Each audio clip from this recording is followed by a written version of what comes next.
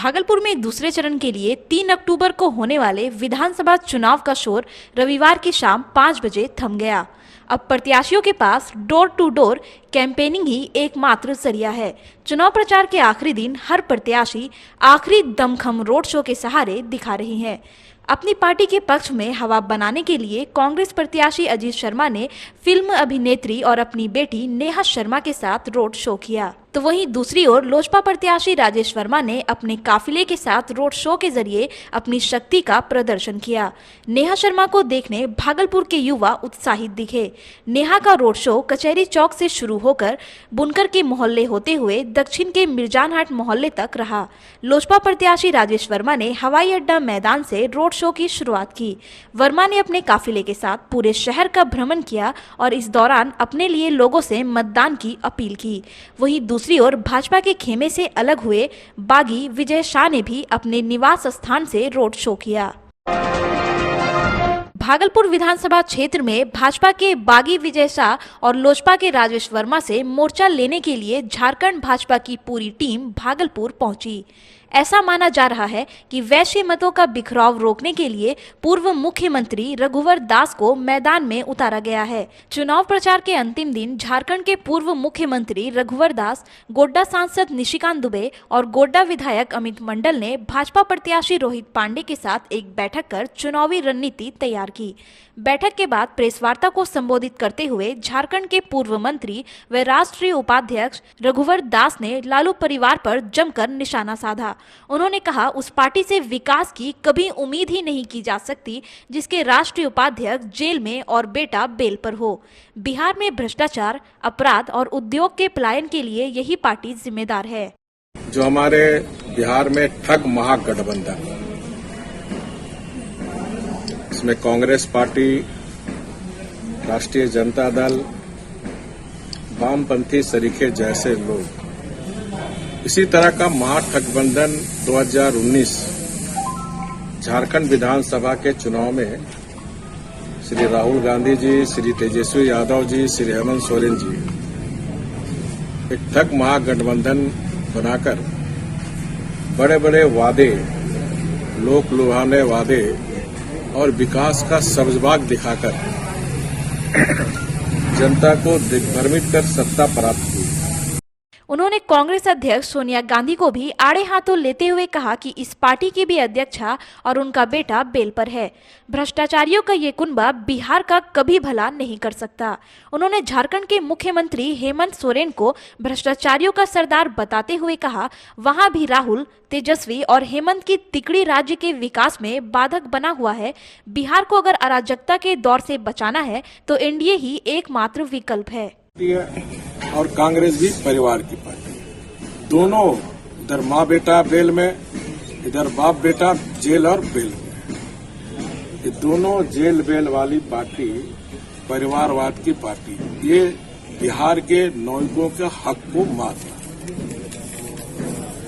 ये jail bell परिवार वाली पार्टी 55 साल कांग्रेस भी राज की, 15 साल आरजेडी का परिवारवाद भी राज किया। और इस परिवारवाद के राज में बिहार पिछड़ा हुआ। बिहार में कानून व्यवस्था की स्थिति ध्वस्त हुई, मिशनरी फेल हुआ, अपहरण उद्योग हुआ, लेकिन अपना परिवार का पोषण जरूर। कांग्रेस में भी 55 वर्ष में कांग्रेस परिवार ने अपना पोषण किया, देश की हित की, गरीब की चिंता नहीं। वहीं गोड्डा के सांसद निशिकांत दुबे ने भागलपुर सीट पर जीत का दावा करते हुए केंद्र सरकार की उपलब्धियां भी गिनाई। इस मौके पर भागलपुर भाजपा प्रत्याशी रोहित पांडे, गोड्डा विधायक अमित मंडल, भागलपुर पूर्व महापौर Deepak Bhuwania, Bihar chamber of commerce के अध्यक्ष अशोक भिवानीवाला, गिरधारी केजरीवाल, भाजपा के कार्यकारी जिला अध्यक्ष संतोष कुमार, कहलगांव भाजपा प्रत्याशी पवन यादव के अलावा कई अन्य लोग मौजूद थे। केवल 2 सीट भारतीय जनता पार्टी ने ब्राह्मण को दी है, एक रोहित पांडे को और एक सहरसा में आलोक। क्या नहीं लगता है कि ब्राह्मणों का कोई प्रतिनिधित्व होना चाहिए? क्या आपको बड़ापन नहीं दिखाना चाहिए? क्या हम मोदी जी के लिए वोट नहीं करते, रघुवर दास जी के लिए वोट नहीं करते हैं, सुशील मोदी जी के लिए वोट नहीं करते? हम क्या नहीं करते? क्या हम एनडीए के पार्ट नहीं? क्या हमारे पुरखों ने भारतीय जनता पार्टी बनाने में कोई योगदान नहीं दिया? क्या हम कार्यकर्ता के तौर पर आपके सामने नहीं हैं? दूसरे चरण में भागलपुर संसदीय क्षेत्र के 5 विधानसभा क्षेत्रों में होने वाले मतदान की सारी तैयारियां पूरी कर ली गई है। जिला निर्वाचन पदाधिकारी सह जिलाधिकारी ने बताया कि जिले के 2249 मतदान केंद्रों पर 15,21,039 मतदाता मतदान करेंगे। जिले के बीपुर, गोपालपुर, पीरपैती, नाथनगर और भागलपुर विधानसभा क्षेत्र के सभी मतदान केंद्रों पर कोविड-19 गाइडलाइंस का पालन किया जाएगा और सुरक्षा के पुख्ता इंतजाम किए गए हैं।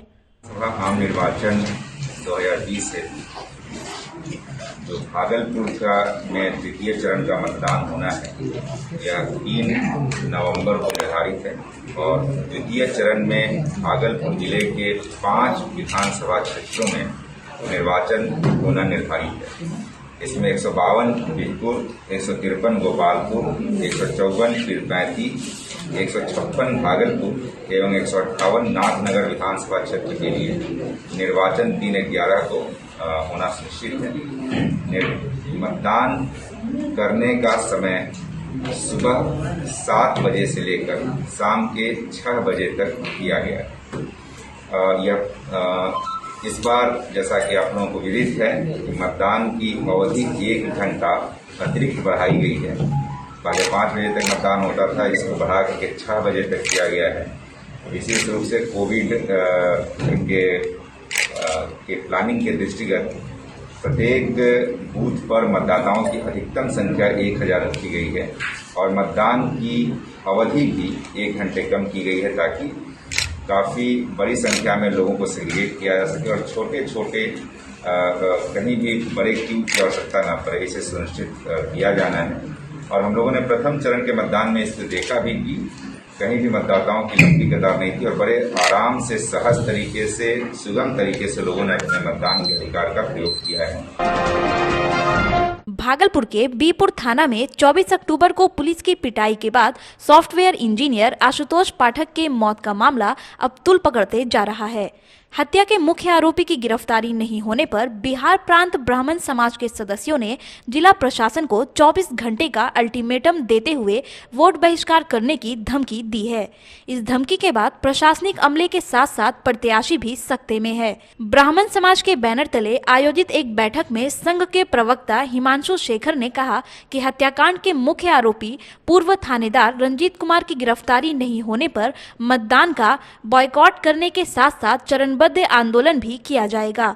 इसके लिए रूपरेखा तैयार की जा रही है। आपको बता दें कि बैरियर हटाने को लेकर हुए विवाद में बीपुर के तत्कालीन थानेदार रंजीत कुमार ने पुलिस कर्मियों के साथ आशुतोष की बेरहमी से पिटाई कर दी थी।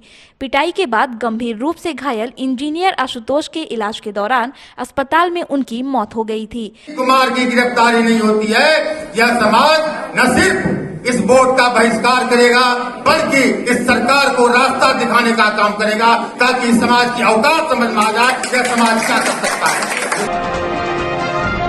आगामी 3 नवंबर को होने वाले बिहार विधानसभा चुनाव के दूसरे चरण को लेकर भागलपुर एसएसपी आशीष भारती के निर्देशानुसार सिटी एसपी सुशांत कुमार सरोज के नेतृत्व में कोतवाली थाने से फ्लैग मार्च निकाला गया। फ्लैग मार्च में सिटी एसपी सुशांत कुमार सरोज के साथ साथ ट्रैफिक इंस्पेक्टर कृष्णकांत एवं कई थानों के थानेदार के अलावे भारी मात्रा में पुलिस बल के जवान मौजूद थे। शहर का भ्रमण करने के लिए निकला मार्च कोतवाली थाने से खलीफाबाग, घंटाघर, स्टेशन चौक, मुजाहिदपुर थाना होते हुए कचहरी चौक होकर वापस कोतवाली पहुंचा। सुशांत कुमार सरोज ने कहा कि भागलपुर शहर के अलावे जिले के सभी क्षेत्रों में फ्लैग मार्च निकाला गया है और इसका उद्देश्य आम मतदाता के मन से भय को निकालना है। जैसा कि आप लोग जानते हैं कि 3 तारीख को सेकेंड फेज चुनाव यहाँ पर है भागलपुर में 5 विधानसभा क्षेत्र में, तो उसी को लेकर के हम लोग फ्लैग मार्च रखे हुए हैं पूरे शहरी एरिया में। इसके अलावा अन्य जिला के अन्य क्षेत्रों में भी फ्लैग मार्च हो रहा है और वो फ्लैग मार्च कर रहे हैं। इसका मुख्य उद्देश्य यही है कि जो आम मतदाता हैं उनके मन में कोई भय नहीं हो, उन्हें ये विश्वास हो कि चुनाव जो है भय मुक्त है, शांतिपूर्ण माहौल में संपन्न होगा और जो भी उपद्रवी तत्व हैं दिमाग में उल्टा पुल्टा सोचते होंगे तो वो सावधान हो जाएंगे, उनकी खैर नहीं होगी। यदि कुछ करते भी हैं तो उनके खिलाफ कड़ी कार्रवाई की जाएगी। कहा जाता है राजनीति में कोई अस्थायी ठिकाना नहीं होता है। हवा का रुख देखकर नेता कभी भी पाला बदल सकते हैं और साथ ही उनकी विचारधारा भी बदल जाती है। इसका कोई भरोसा नहीं है। ऐसा ही वाकया उस समय देखने को मिला जब भाजपा से 6 वर्षों के लिए निष्कासित और अमरपुर विधानसभा क्षेत्र के लोजपा प्रत्याशी की पत्नी प्रीति शेखर खलीफाबाग चौक स्थित भाजपा कार्यालय पहुंची और भागलपुर से भाजपा प्रत्याशी रोहित पांडे को समर्थन देने की बात की। पत्रकारों द्वारा भाजपा से निष्कासित किए जाने की बात पर पूर्व उप महापौर ने कहा कि वे कागज पर जरूर भाजपा से निष्कासित हुई हैं, लेकिन उनकी विचारधारा हमेशा से भाजपा से जुड़ी रही है। भारतीय जनता पार्टी सिर्फ पार्टी नहीं है, यह एक विचारधारा है और कागज पे भले ही पार्टी निष्कासित कर सकती है, लेकिन मुझे मेरे विचार परिवार से कभी अलग नहीं कर सकती। और लगभग 17 वर्षों से ज़्यादा समय से मैंने पार्टी विद्यार्थी परिषद संघ परिवार से लेकर भारतीय जनता पार्टी तक का मैंने सफ़र तय किया है और हम कह सकते हैं कि हम कार्यकर्ताओं के लिए भारतीय जनता पार्टी हमारी माँ समान है। और बच्चों से यदि कभी कोई दिक्कत हो तो एक क्षण के लिए उसे अलग कर सकती है, लेकिन हमेशा के लिए उसे अलग रख नहीं सकती। भागलपुर के स्थानीय धर्मशाला में बैठक आयोजित कर श्री 108 काली महारानी महानगर केंद्रीय महासमिति के पदाधिकारियों का सर्वसम्मति से चयन किया गया। बैठक में सभी मेड़पतियों की उपस्थिति में काली पूजा समिति के अध्यक्ष ब्रिजेश शाह, महामंत्री शिशुपाल भारती, सत्यनारायण शाह कोषाध्यक्ष, सुरेश प्रसाद यादव कार्यकारिणी, गिरीश चंद्र भगत प्रवक्ता मनोनीत किए गए।